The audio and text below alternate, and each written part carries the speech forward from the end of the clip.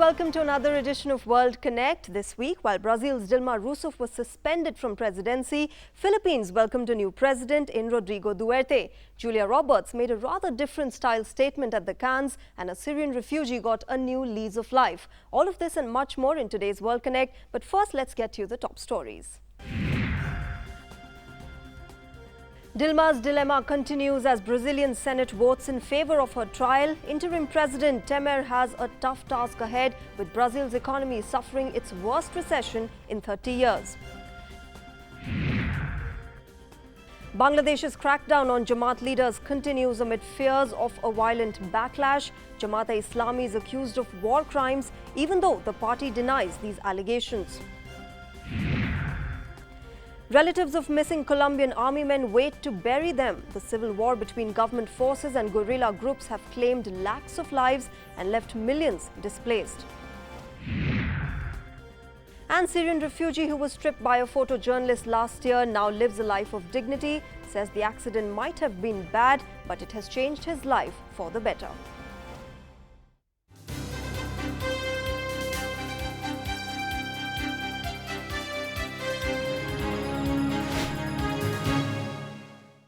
Let's get to our top story first. Political turmoil in Brazil does not seem to end anytime soon, with Dilma Rousseff's suspension after the Senate voted in favor of her trial. Now, the next few months are crucial for the Latin American country, not just because Rousseff's fate hangs till the trial, but also because several challenges await the interim president, Michel Temer, including pulling Brazil out of its worst recession in over 3 decades. Even as Brazil's Senate voted to put President Dilma Rousseff on trial for corruption, the leftist leader denied allegations against her, accusing her opponents of mounting a coup. The result marks the suspension of Brazil's first woman president 24 years after the impeachment of current Senator Fernando Collor de Mello. Problems for the 68-year-old economist began in October 2014 when her approval ratings dropped rapidly after the second presidential election. The impeachment motion against Rousseff now is based on allegations that she manipulated government accounts in 2014 when she was seeking re-election. A multi-million-dollar kickback scheme at state-run oil company Petrobras hit the Rousseff regime too. While she isn't accused of directly profiting from it, Rousseff was the chairwoman of Petrobras during its many years of alleged corruption. The suspended president argues that these have been common practices in the country, used by her predecessors as well, and that she has not committed any crime. This judicial farce for which I'm being targeted is due to the fact that as president, I never accepted blackmail. I may have made some mistakes, but I did not commit crimes. Brazil's economy is going through its worst recession in more than 30 years. Last year, the economy shrank by 3.8%, its worst annual performance since 1981. Inflation reached a 12-year high at 10.7%, and unemployment increased to 9%. Interim President Michel Temer now faces the challenge of restoring economic growth and trust at a time when Brazilians who are deeply divided are questioning the country's stability and development. Added to that is the success of the upcoming Rio Olympics. But that's not all for him. There are cases of illegal donations received by the Rousseff-Temer ticket, and the country's Supreme Court is looking into whether Temer himself should be impeached for breaking the same fiscal rules that brought down Rousseff. While Dilma Rousseff is unlikely to be acquitted in the trial and Temer needs to prove himself, what lies is a long political battle that will determine the future of Brazil. Well, let's get you the latest from the US presidential election, with divisions within the Republican Party over supporting Donald Trump as the presidential nominee yet to be bridged. The real estate tycoon visited Washington to meet party lawmakers to garner support. Now, Trump, the presumptive Republican nominee for the White House, is apprehensive about the backing of many party office bearers. Now, many Republicans believe that Trump's words are contrary to the Republican Party line. He met House Speaker Paul Ryan, who had withheld his endorsement in Trump's favor out of concern over his fiery tone and policy ideas. After the much-anticipated meeting this week, both the leaders pledged to work together despite differences. Now, Donald Trump also appeared to have toned down his speech. The question is, what is that we need to do to unify the Republican Party and all strains of conservative wings in the party? We had a very good and encouraging, productive conversation on just how to do that. It was important that we discussed our differences that we have, But it was also important that we discussed the core principles that tie us all together. Moving on, a white former police officer was caught on video as he shot dead a black man fleeing a traffic stop in South Carolina last year. This has indicted federal charges by a grand jury. Now, the video showed 34-year-old ex-North Charleston officer Michael Slager firing at Walter Scott's back 5 times in April 2015 after Slager had pulled him over for having a broken tail light. The shooting was captured on the cell phone video by an eyewitness and shows Scott running away at the time he was shot at. Now, the officer was sacked from the North Charleston force after the incident. The jury found that he used excessive force and had no legal justification when he fired at Scott. He was charged with a federal civil rights offense that could send him to prison for life. For Mariela Patino, the wait for her missing son ended when he was abducted in front of her rebel FARC troops in Colombia. Years of civil war between the government and guerrilla troops in the country have claimed over 2 lakh lives and left millions displaced. Only a few thousand bodies have been recovered so far. Now, all that Patino and many others like her hope for is to be able to bury the remains of their loved ones. For years, Zamira kept waiting for her brother Osvaldo to come home. But the wait never ended. Now she just hopes she will be able to bury his remains. Osvaldo was a local official in the Colombian town of Palmara until he was abducted by 4 armed men in 2001. Rebel FARC troops first announced they'd kidnapped him and later acknowledged he'd be murdered. No different is the story of Mariela Patino, whose son Manuel was abducted before her eyes one day when he was on leave from the army. They say my brother was killed because he was planning to escape with a woman from the guerrillas. The moment we started to question the FARC, to demand answers, to ask questions, their reaction was to threaten us. They said they would kill us if we continued to ask questions. Like Zamira and Mariela, there are many others who lost their loved ones but couldn't even recover their remains. Even the government and the guerrillas on the brink of a peace deal. Many families have lost hope of even burying the ones they've lost. Decades of civil war between government forces and guerrilla groups, the Revolutionary Armed Forces of Colombia, the FARC, and the National Liberation Army, the ELN, has claimed more than 220,000 lives and left about 6.7 million displaced within the country.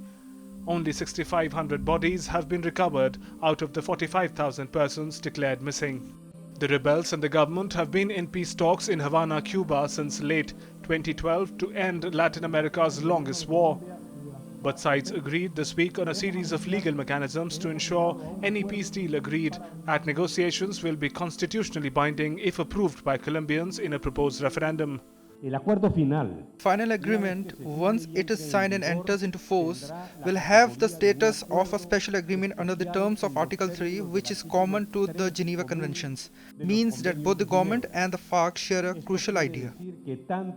Government and rebels have already missed a March deadline for a final accord, but Colombian President João Manuel Santos said his government hoped to conclude a peace deal in the very near future. The deal that is hoped to bring peace to the troubled region is keenly awaited by hundreds of families who haven't heard about their loved ones for years and are just desperate to get any clue of them, like Zamira and Mariela do.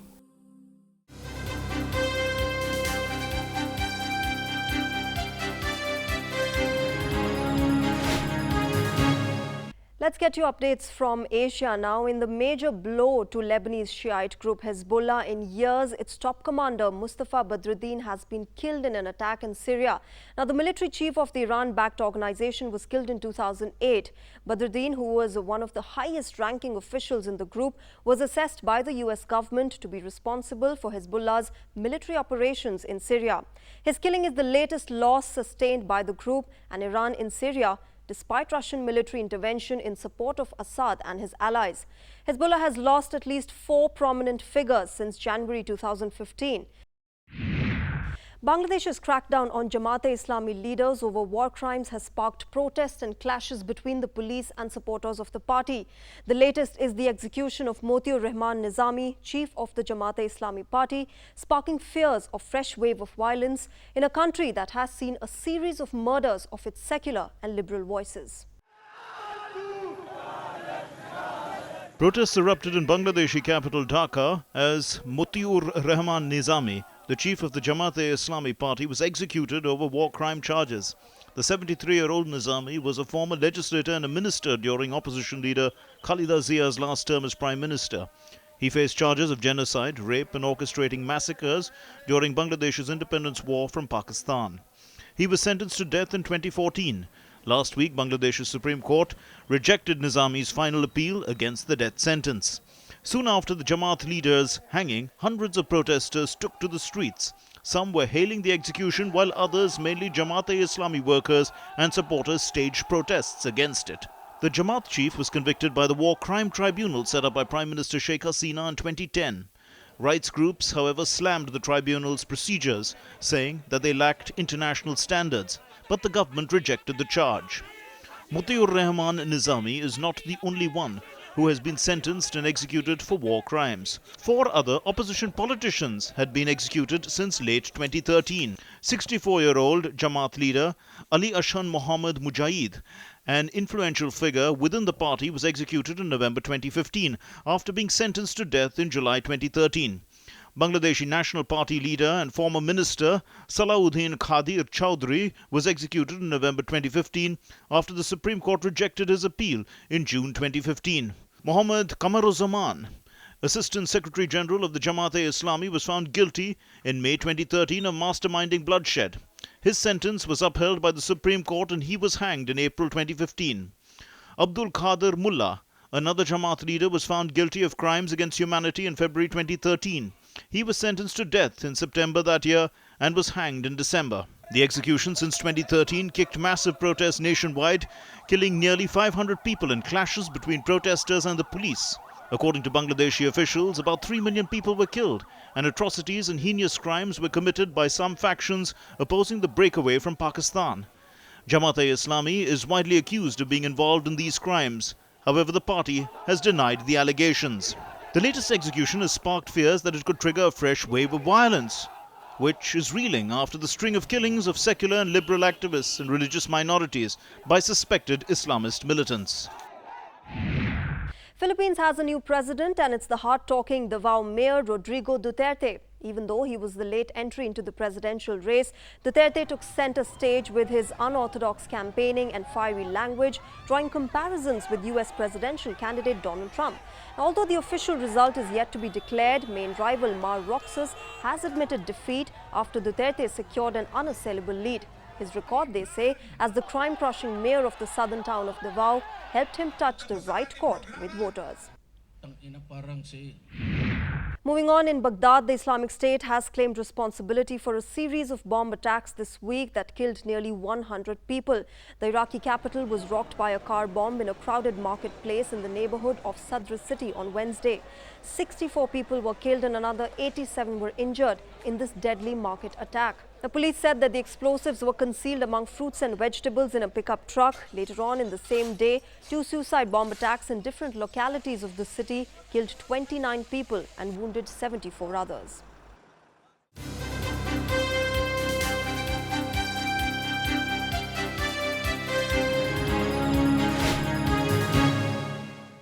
Global efforts to tackle corruption have been off to a good start as the representatives of various countries gathered in London for the Anti-Corruption Summit on Thursday.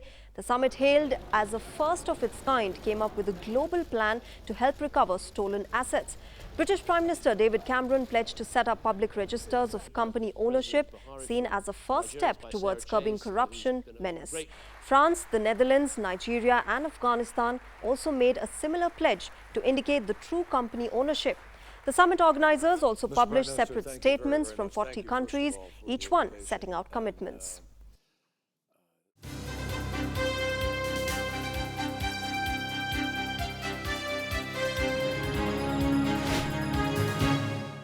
Let's move into Africa now, where the Nigerian government raised fuel prices by 67% this week. It also urged the central bank to adopt a more flexible currency policy to boost investment as Africa's largest economy battles its biggest crisis in decades. A fall in global oil prices has affected the state income, caused dollar shortages and halted infrastructure projects. Firms have laid off tens of thousands of workers. The government, meanwhile, said that this move will help in cutting subsidies that it has been providing to pay for fuel imports. Days after the announcement, the price of commodities across different sectors is already witnessing a new wave of inflation. The Labour Union Congress, which represents workers across the country, said that it would resist the hike.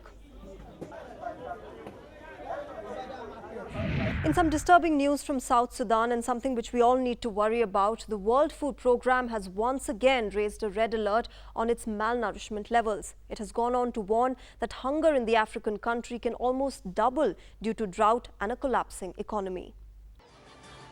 Time and again, South Sudan has been in the news for the spiraling economy, civil conflicts and internal disturbances. The World Food Programme has once again raised a red alert on malnourishment levels in the African country. The international organization has warned that hunger in South Sudan can almost double due to drought and a collapsing economy. People are feeling the pinch of the bad weather conditions which led to failed harvest. They are feeling the pinch of the economic collapse in the country, which means that they don't have enough money to buy food if they found it in the market. And when they find the food in the market or anything that they do need, it's so expensive. Many people are unable to meet their food needs. The combined effects of a fighting, collapsing economy, high food prices and erratic rainfall are taking its toll on people's health.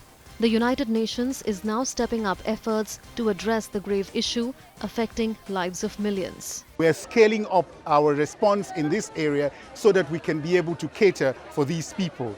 It is a process that we're beginning, and it's something that needs a lot of support. Hunger has forced thousands from the countryside to flee towards larger cities. I'm living with anger and sadness because hunger is forcing me to leave my homeland. Your homeland is your homeland. The United Nations says 1.69 million South Sudanese are displaced within the country. Another 712,000 have fled to the neighboring countries. The international organization's humanitarian plan for South Sudan has received only 27% of the $1.29 billion needed. For the country that is grappling with hunger and malnourishment, there is hope that the ongoing peace process will translate into improved security for the South Sudanese people, so that markets can function better and people can resume their livelihoods. And well, now here are some other stories that are catching the attention across the globe.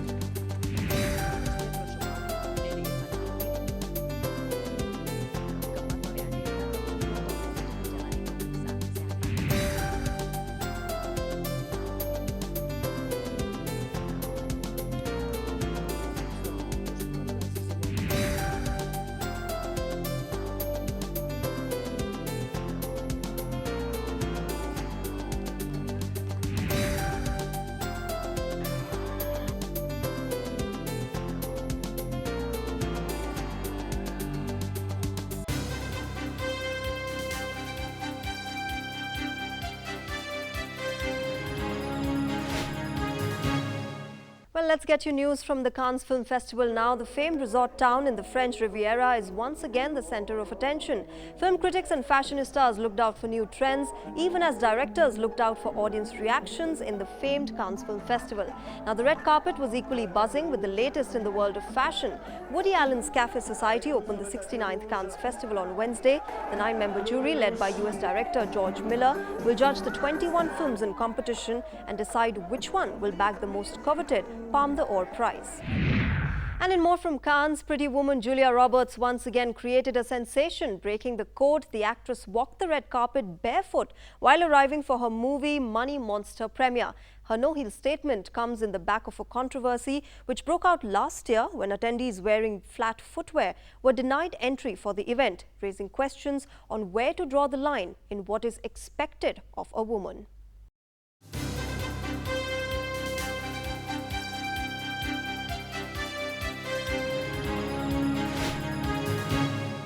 Well, Well, the magnificence of European architecture is talked about the world over. But if there's one Latin American city that has won hearts, it is old Havana in Cuba.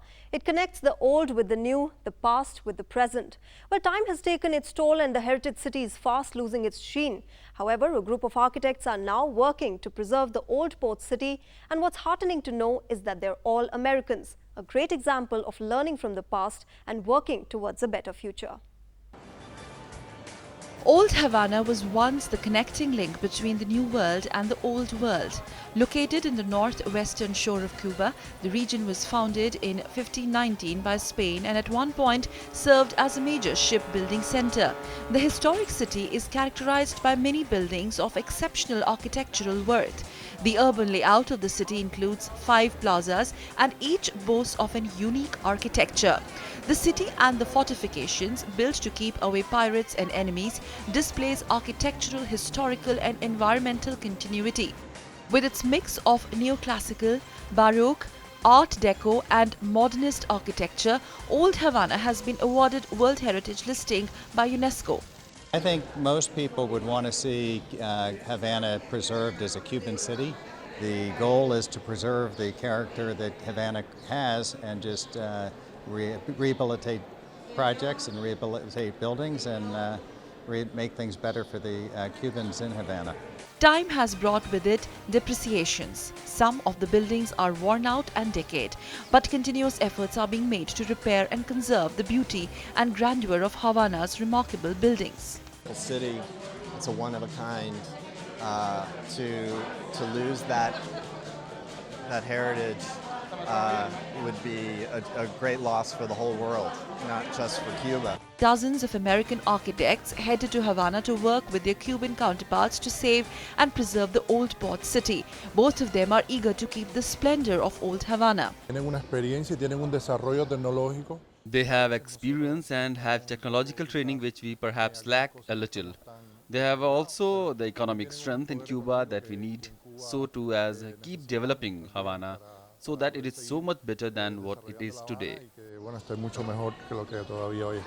Joint efforts to save the culture of the city sends a clear signal to many that history and art are not just fragments of the past, they are essential pieces to make a better future.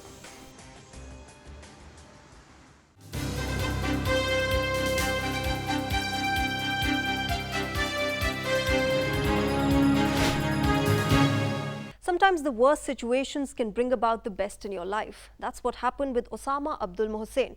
Who is he, you ask? Well, he's the Syrian refugee who was stripped by a photojournalist near the Hungarian border a few months back. The images had gone viral, sparking sharp criticism from across the world. Mohsen now works as a football coach in Spain. Leaving one's familiar surroundings is not easy. Forced to flee due to the fighting in the country, separating from one's kith and kin in the process is again one of the most heartbreaking moments in the life of a refugee. Braving all this, Osama Abdul Mohsen, along with a 7-year-old son, has crossed boundaries to take back his dignity and the social position he lost along the way. Images of the Syrian refugee gained global notoriety after he was filmed being tripped by a camerawoman as he fled police near the Hungarian border with Serbia last September. His story went viral. Yes, maybe he changed my life, but in the time accident, I very angry before my son is very sick and scared. Maybe happened anything for my child. I think the bad accident, but sure changed my life. The accident turned out to be a blessing for Mohsen. He now lives in Madrid. The Syrian refugee was offered a home by the Spanish Sports Academy, which also helped him find a job when they heard he used to coach a first division team in Syria. New life for me, but I happy here for that is a new life because I now have a job and I go to training for I have team for training. Everything I see is good and I see my future here in Spain because my job coach football here in Spain, famous for football and more information for coaching for football. I like this life. His younger son Zayed is now 8 and his brother 17-year-old Mohammed, who was living in Germany previously, now live with their father. His wife and the other 2 sons are still in Turkey. Having applied for their visas, Mohsen now eagerly awaits for them to complete the family reunion. Life has taught him a lot. Though filled with bitter memories, Mohsen has not forgotten his home country altogether. He wants to put to use the experience of Spanish football in Syria as well one day. For Mohsen, east or west, home indeed is the best. Well, this brings us to the end of this edition of World Connect. Do send us your feedback as you always have. You can write to us. Our email ID is worldconnect.ddnews@gmail.com. You can also follow us on Facebook. But before concluding, we leave you with glimpses of a torchlight parade in Pyongyang, which marked the end of North Korea's 7th Workers' Party Congress. Take a look at it. Thanks for watching. Namaskar.